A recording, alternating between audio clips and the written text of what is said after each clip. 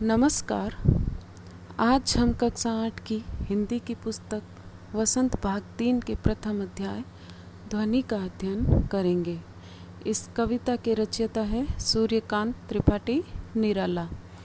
कवि इस कविता के माध्यम से कहना चाहते हैं कि उनके कवि जीवन का अभी अंत होने वाला नहीं है, क्योंकि उनके जीवन में युवावस्था अभी अभी ही आई है और वो अपनी इस उत्साह भरी युवावस्था से आलस में पड़े हुए व्यक्तियों को जगा करके उनकी निराशा को दूर करके उनमें एक नया उत्साह भरेंगे।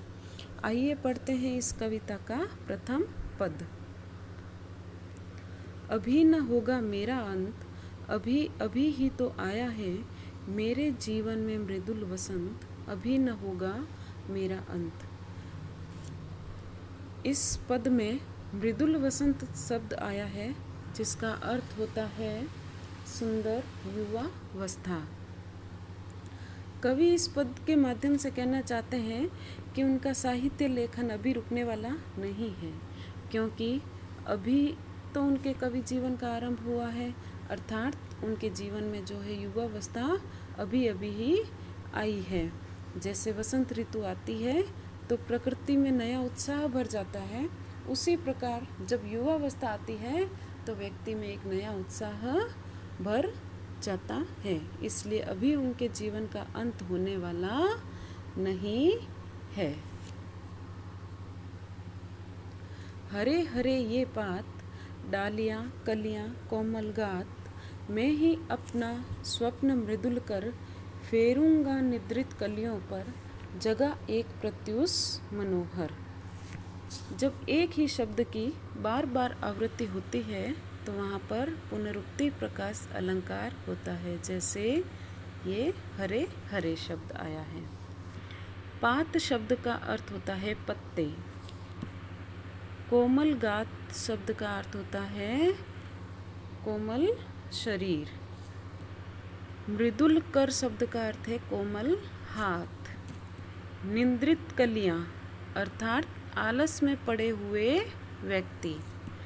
और प्रत्युष मनोहर शब्द का अर्थ होता है प्रत्युष यानी प्रातःकाल, और मनोहर शब्द का अर्थ होता है मन को हरने वाला या फिर आनंददायक।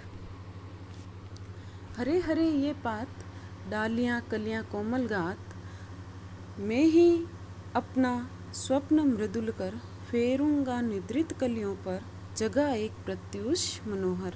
कवि कहते हैं कि उनके जीवन में और मन में चारों तरफ हरियाली छाई हुई है और वह हरे हरे शरीर वाले वृक्षों और पौधों को देख करके बड़े ही प्रसन्न हो रहे हैं, और अपने सपने जैसी उनकी कोमल जो कल्पनाएं हैं, उन कोमल कल्पनाओं रूपी हाथ को फेर करके वे आलस में पड़े हुए व्यक्तियों का आलस दूर करके उनमें एक नया उत्साह भरेंगे।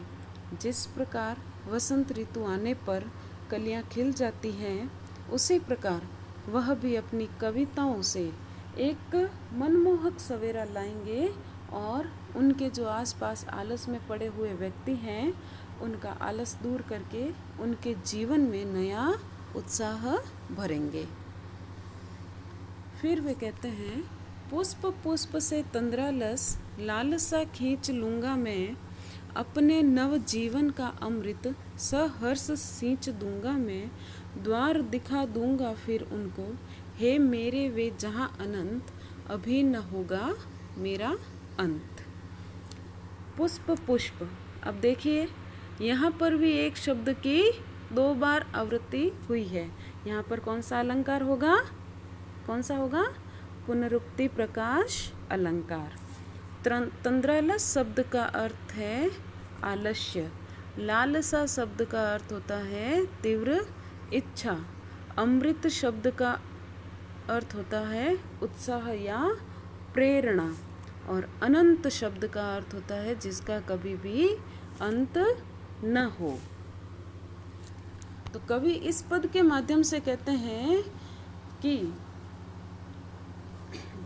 जैसे वसंत ऋतु हर फूल को खिला देती है और प्रकृति में आनंद भरा वातावरण उत्पन्न कर देती हैं, उसी प्रकार वे भी आलस में पड़े हुए व्यक्तियों के जीवन में जागरूकता उत्पन्न करके उनमें नया उत्साह भर देंगे। उनका जो आलस है वह दूर करके उनका जो नया जीवन है, उनकी जो कल्पनाएं हैं, उनके माध्यम से उनको वो आगे बढ़ने की प्रेरणा देंगे।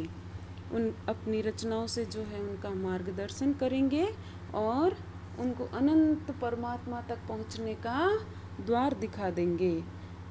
कवि कहते हैं कि मेरे सामने तो अभी लंबा जीवन पड़ा हुआ है, क्योंकि यह जो युवावस्था है यह उनके जीवन का प्रथम चरण है, जिसका अभी अंत होने वाला नहीं है।